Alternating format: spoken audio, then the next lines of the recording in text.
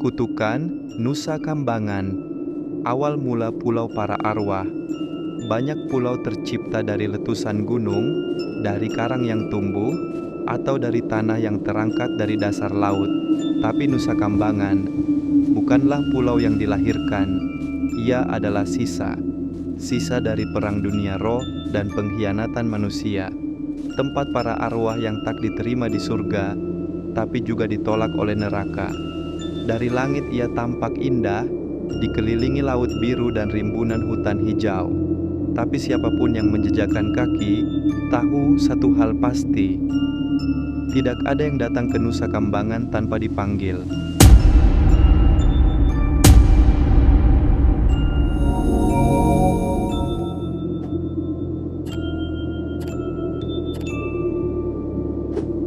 Konon sebelum Pulau Jawa dihuni manusia, bumi ini terbagi 3. Tanah terang, tempat para makhluk cahaya.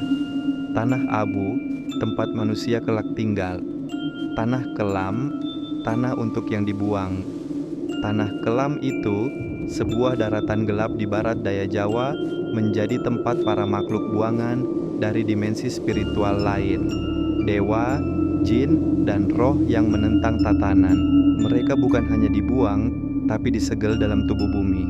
Satu di antaranya adalah Bayang Dowo, entitas kelam yang hidup dari rasa takut, yang bisa tumbuh jika manusia mulai kehilangan iman dan kendali.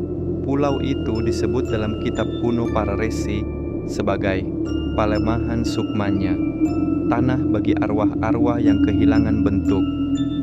Dalam sebuah lontar tua dari lereng Gunung Slamet, tertulis kisah. 100 tahun sebelum kerajaan pertama berdiri, para empu sakti dari wilayah timur datang dengan satu misi, menyegel kekuatan yang membusuk di dasar dunia. Dipimpin oleh Empu Reksatama, mereka membawa 7 benda suci. 1. Batu penyeru arwah. 2. Keris panembahan Sukma. 3. Air mata ibu bumi. 4. Janur darah. 5. Cincin langit. 6. Wewangian dari Puspa Durma. 7. Kunci dari mantra terakhir. Untuk menutup segel, harus ada pengorbanan jiwa suci yang ikhlas mati bukan karena dosa. Maka 7 anak kecil dipilih, mereka adalah yatim piatu yang tidak mengenal dunia. Ketujuhnya dijadikan penjaga segel roh.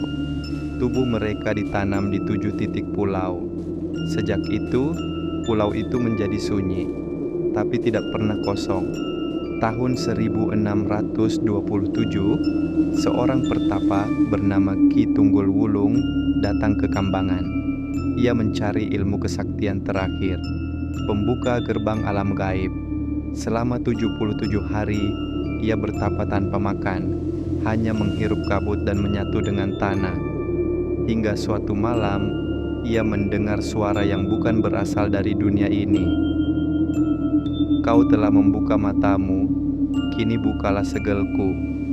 Terlalu haus akan kekuatan, ia menggali tanah tempat ia duduk. Dari sana, ia membebaskan Bayang Dowo, sebagian, sebuah entitas kabut gelap yang merasuk tubuhnya, memberi ilmu dan kuasa. Namun tubuh Ki Tunggul tak mampu menampung semuanya. Ia meledak menjadi abu, dan dari abunya muncul makhluk bayangan tanpa tubuh, penanda pecahnya segel pertama, Sukma Hutan. Retaknya segel membuat pulau berubah. Hutan menjadi berbisik. Malam-malam tertentu, terdengar suara tangis perempuan padahal tak ada manusia. Kabut tak berarah. Ia datang siang atau malam, membawa aroma bunga melati busuk. Binatang liar menghindar, bahkan harimau pun enggan masuk. Penduduk pesisir Cilacap mulai takut. Banyak yang hilang, termasuk anak-anak yang bermain terlalu jauh ke arah laut. Mereka tak ditemukan, hanya menyisakan jejak kaki yang mendadak hilang. Tahun 1905, Hindia Belanda menjadikan Kambangan sebagai lokasi penjara. Penjara untuk para tahanan politik, pembunuh, dan mereka yang dianggap pengacau. Tanpa mereka sadari, dosa para tahanan memberi makan arwah di pulau itu. Setiap darah yang tumpah di tanah itu, baik karena hukuman siksaan, atau kebencian, menguatkan roh yang dikurung di sana. Arwah anak-anak yang dahulu jadi segel mulai menjerit. Mereka ingin bebas, dan satu persatu segel lama mulai rapuh. Penjaga penjara melaporkan gangguan. Tahanan bicara sendiri, bayangan menggantung di langit-langit sel. Kunci sel yang terbuka sendiri di malam hari. Segel kedua pecah saat seorang narapidana mengakhiri hidupnya dengan menuliskan mantra kuno yang tak mungkin ia tahu. Segel ketiga pecah saat sebuah kapal nelayan terseret badai dan jatuh tepat di pusat segel laut. Tapi tubuh-tubuh nelayan tak ditemukan. Yang tersisa hanya jantung mereka, tertata rapi di pasir. Segel keempat pecah saat seorang penjaga penjara mengambil batu dari gua tua.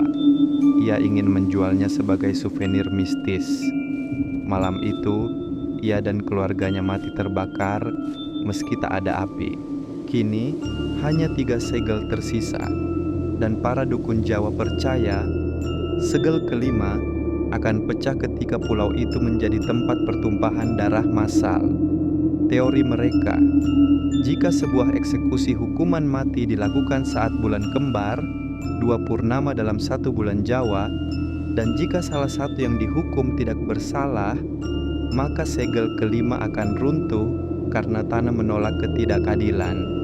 Hal ini hampir terjadi tahun 2002, tapi seorang kiai sakti menggagalkannya dengan mengubur mantra penolak roh bangkit di bawah tanah kompleks penjara.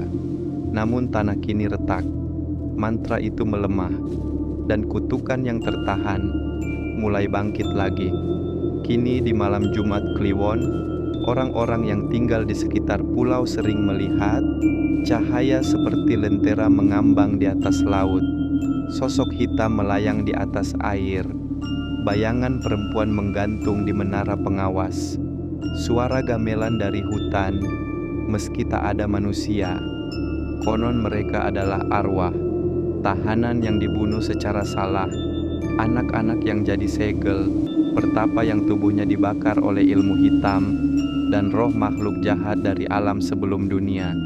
Semua menunggu satu hal, waktu kebangkitan Bayangdowo. Jika 7 segel pecah, maka batas antara dunia manusia dan dunia arwah akan terhapus, dan seluruh jiwa yang pernah mati dengan dendam akan pulang ke dunia, tak dalam wujud manusia, tapi dalam bentuk yang tak dikenali. Dan ketika itu terjadi, mereka akan mulai dari tempat yang pernah menyegel mereka, Nusa Kambangan, Pulau Para Arwah.